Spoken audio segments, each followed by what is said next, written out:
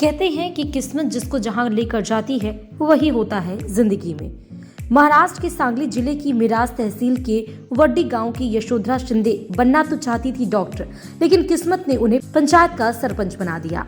21 वर्षीय मेडिकल की छात्रा यशोधरा शिंदे डॉक्टरी की पढ़ाई करने के लिए जॉर्जिया गई थी। वहां से गांव लौटी तो सरपंच का चुनाव लड़ा और उसमें उन्होंने जीत का परचम लहराया।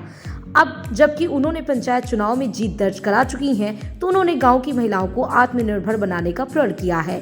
मीडिया की रिपोर्ट के अनुसार यशोधरा शिंदे अब सांगली जिले की मिराज तहसील स्थित अपने गांव वड्डी की बेहतरी के लिए काम करने और ऑनलाइन माध्यम से अपनी पढ़ाई पूरी करने की योजना बना रही हैं।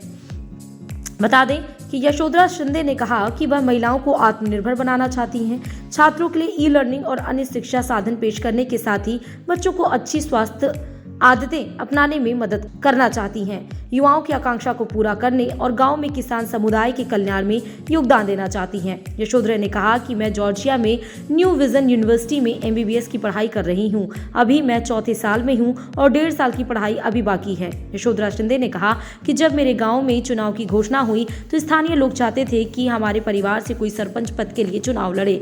मुझे इस पद के लिए चुनावी मैदान में उतारने का फैसला किया गया। मेरे परिवार का फोन आया और मैं वापस लौटी, चुनाव लड़ा और जीत गई। गांव के विकास के लिए सरपंच के रूप में उनकी योजनाओं के बारे में पूछे जाने पर यशोधरा शिंदे ने कहा कि उनका मुख्य ध्यान महिलाओं के मुद्दों को हल करना और उन्हें अपने पैरों पर खड़ा करना होगा।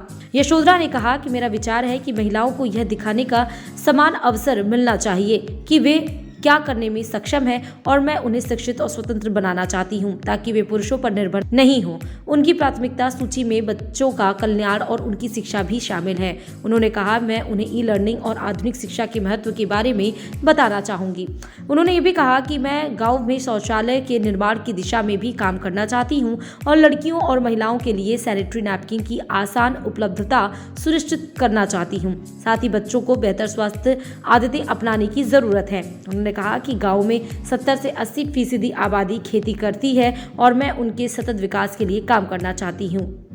मेडिकल की पढ़ाई के बारे में पूछे जाने पर वह इसे कैसे आगे बढ़ाएंगी, इसके जवाब में यशोधरा शिंदे ने कहा कि वह अपनी शिक्षा ऑनलाइन पूरी करेंगी और उनके दोस्त भी पढ़ाई में उनकी मदद करेंगे।